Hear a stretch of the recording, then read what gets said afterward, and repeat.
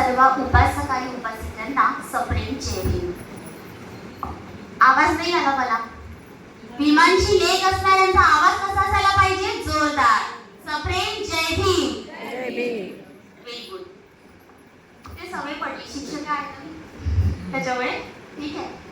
आजचा जो विषय आहे, मला विषय सांगितला गेलाय की महिलांनी काय केलेलं आहे. ठीक आहे, बौद्ध धर्मामध्ये आपण मी म्हणजे कुठलं आव्हान तुम्हाला काही सांगणार नाही. पर्टिक्युलर जो विषय आहे तो तुम्हाला नक्की सांगणार. ठीक आहे. सर्वात अगोदर धम्मचक्र प्रवर्तन दिनाच्या सगळ्यांना खूप खूप शुभेच्छा. आणि डॉक्टर बाबासाहेब आंबेडकरांविषयी थोडं. छाती ठोकर हे सांगू जगाला, छाती ठोकर हे सांगू जगाला, असा विद्वान होणार नाही. कुणी झाला जर विद्वान मोठा, बुद्ध भगवान होणार नाही, बुद्ध भगवान होणार नाही. स्त्रियांच्या याच्याकडे जाऊया आपण, स्त्रियांकडे. काल स्त्रीला छळत होती म्हणून येते, काल स्त्रियाला छळत होती म्हणून येते. आज माझ्या भीमापुढे होती ती राष्ट्रपती, होती ती राष्ट्रपती. अशा पद्धतीने स्त्रियांचा काळ आपण पाहिलेला की स्त्रियांवर किती अत्याचार होत गेले आणि स्त्रिया कशा घडत गेल्या आणि डॉक्टर बाबासाहेब आंबेडकरांमुळे आज त्या कुठपर्यंत पोहोचल्या. पण आज आपण बघणार आहोत की फक्त या पुरुषप्रधान संस्कृतीमध्ये फक्त पुरुषांनीच आपला बौद्ध धर्म पुढे नेला आहे का? तर नाही. तर त्यामध्ये महिलांचं सुद्धा खूप मोठं योगदान आहे. आणि ह्या सगळ्या गोष्टी आपल्याला माहिती नाही आहेत.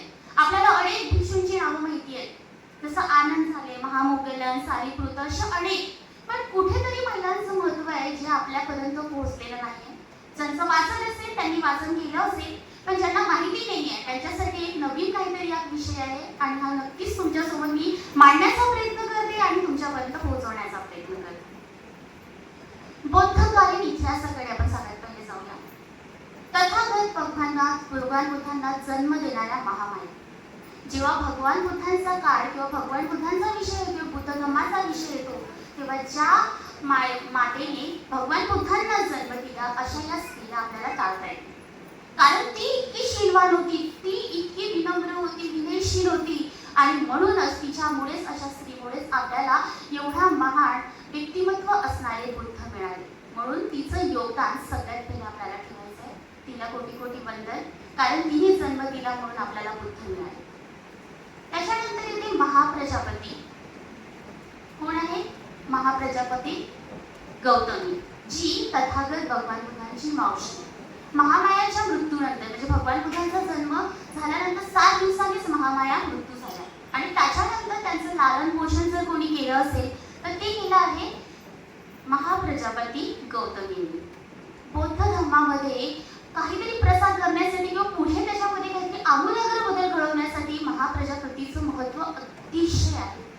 म्हणजे तिने फक्त लालन पोषण केलं नाही, तर मोठं करून त्यांना सोडलं नाहीच. तर जेव्हा बौद्ध धर्म घेतल्यानंतरही तिचं जो प्रयास होता आणि महिलांना बौद्ध धर्मामध्ये स्थान मिळवून देण्याचं जसं पहिलं काम जर कोणी केलं असेल तर महाप्रजापतीने केलेलं आहे. म्हणून त्याला इतिहासातील पहिली भिक्षुणी म्हटल्या जाते, ज्यांनी बुद्धांच्या मागे लागून त्यांनी बौद्ध धर्मामध्ये महिलांना प्रवेश मिळवून दिला. त्याचा संघर्ष आता पाहूया आपण की त्यांनी कसा संघर्ष केला. भगवान बुद्धांकडे महाप्रजापतींनी जेव्हा भिक्षू म्हणजे जेव्हा त्या बुद्ध बनल्यानंतर जेव्हा त्या महाप्रजापती भगवान बुद्धांकडे गेल्या त्यावेळेस त्यांनी 3दा त्यांना परवानगी मागितली की महिलांना तुम्ही भिक्षुणी बनण्याची परवानगी द्या. पण प्रत्येकच वेळेस भगवान बुद्धांनी त्यांना नकार दिला. याचं कारण त्या काळाची तत्कालीन असणारी स्त्रियांची अवस्था होती. हा वेगळा विषय, आपण त्या विषयाकडे नाही जाऊया.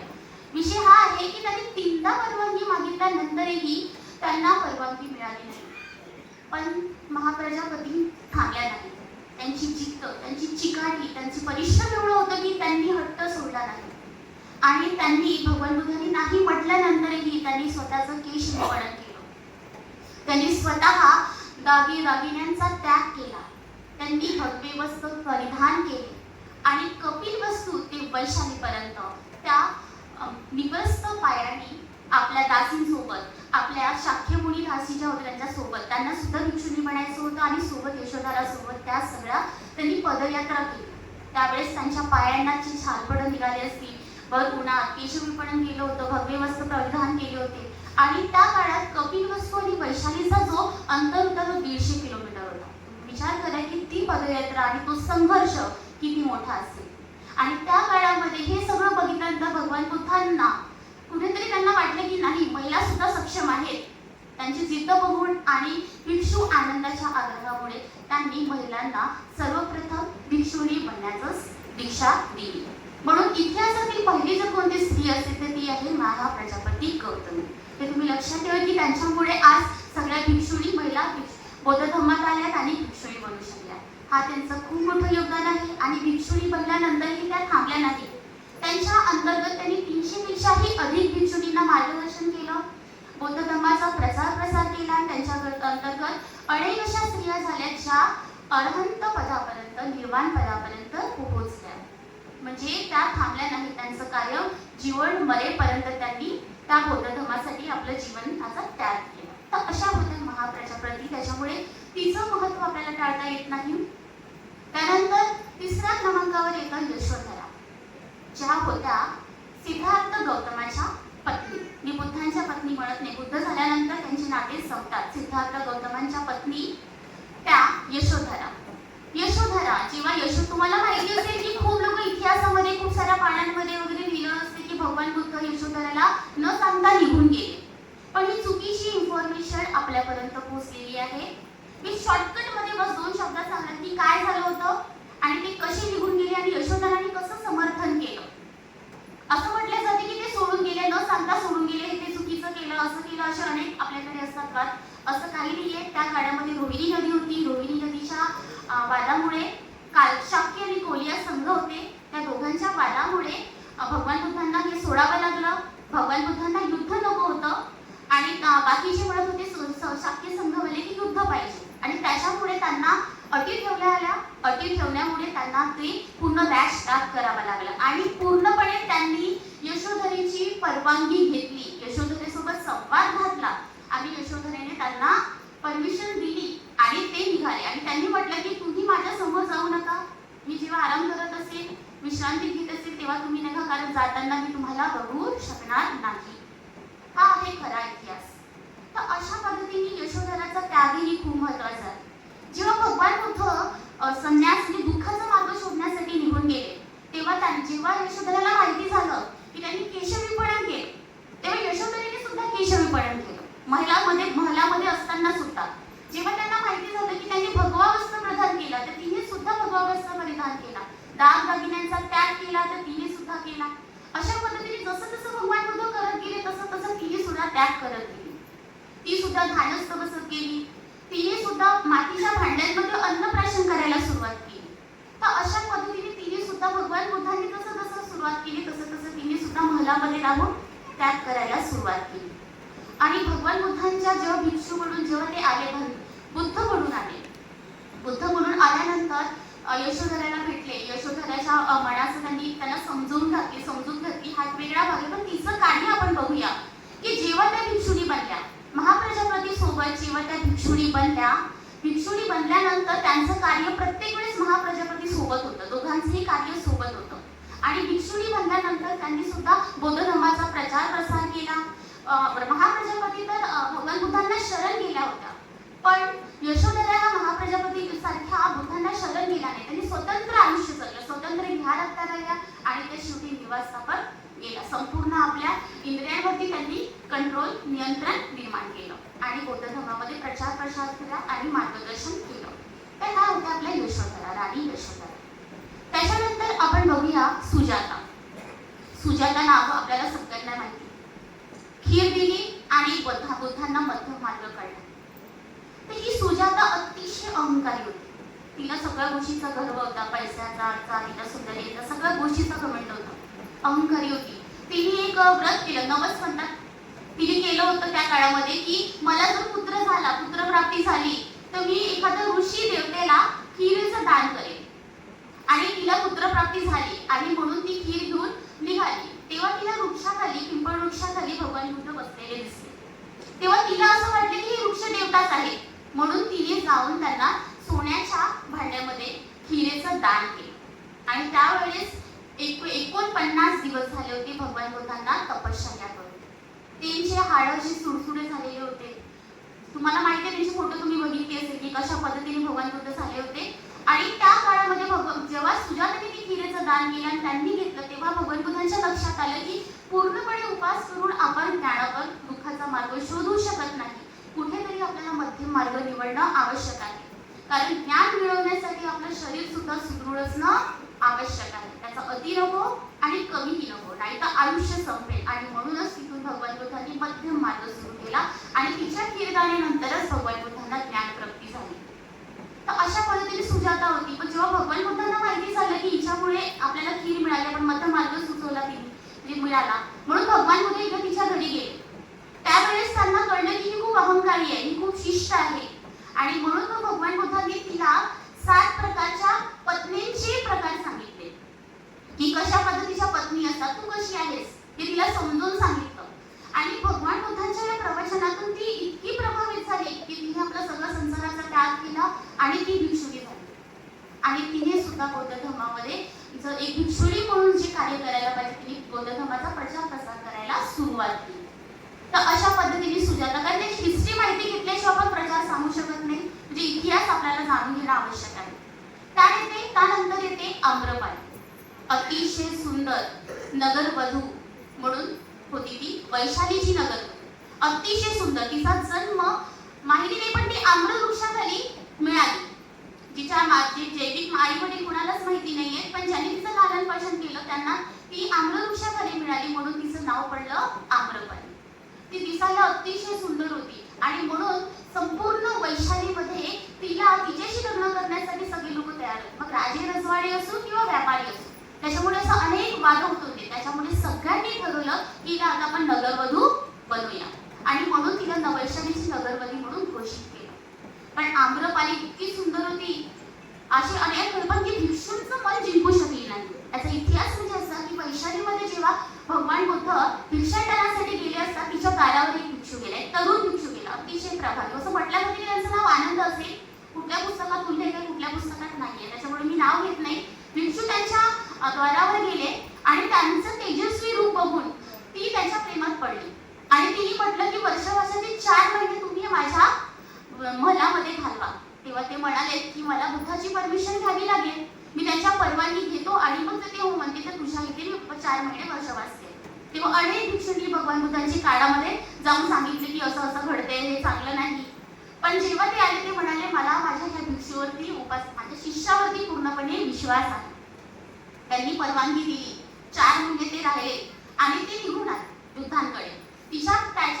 त्या भिक्षूंच्या मागे मागे आम्रपाली सुद्धा आली आणि त्यांनी भगवान बुद्धांना वंदन केलं आणि म्हणाली की मी म्हणजे अनेक वर्ष पाहिले, मी इतका अतोनात प्रयत्न केला या माणसाला आपल्या इथं आणण्याचा, पण काहीच प्रयत्न झाला नाही.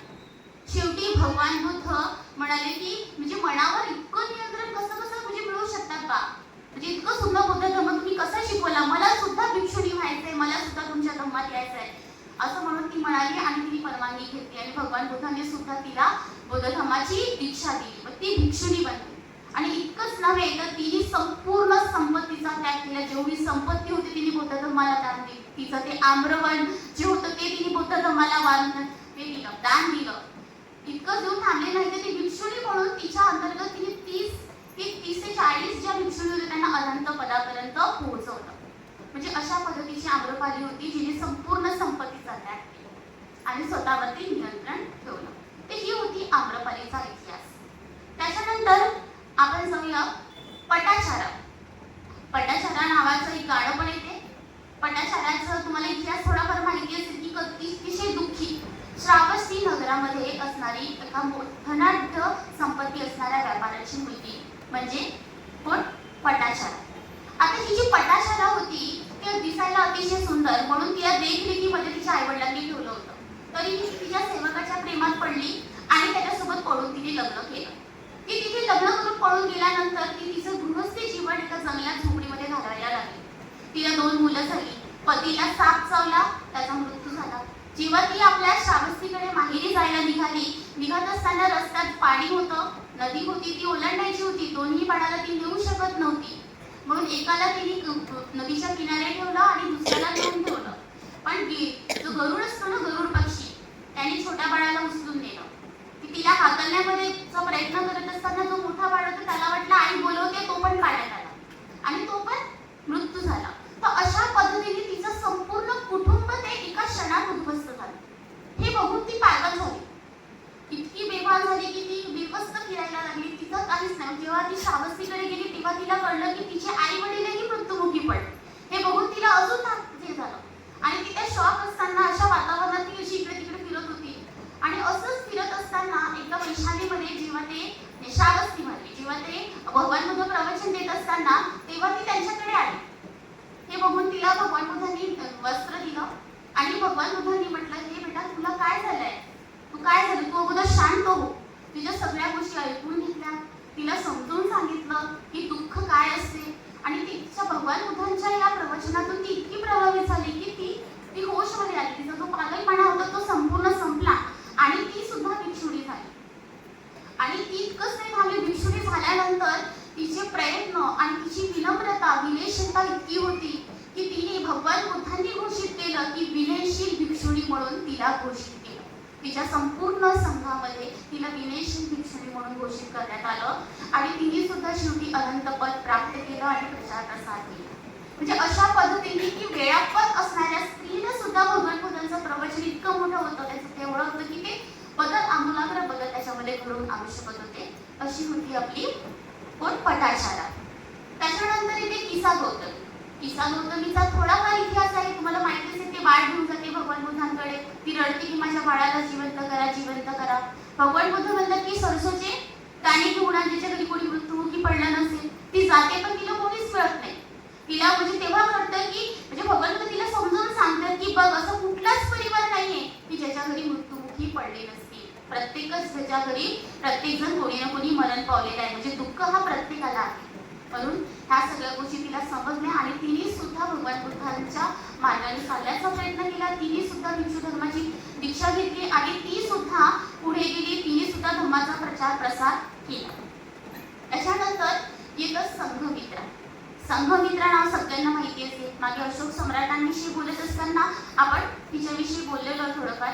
तर महेंद्र आणि संघमित्रा म्हणजे अशोक सम्राटांची मुलगी म्हणजे संघमित्रा. तिने आपल्या भारतामध्येच नव्हे तर विदेशामध्ये आपला बौद्ध धर्म नेण्याचा प्रयत्न केलेला आहे. एक मोठं महान कार्य.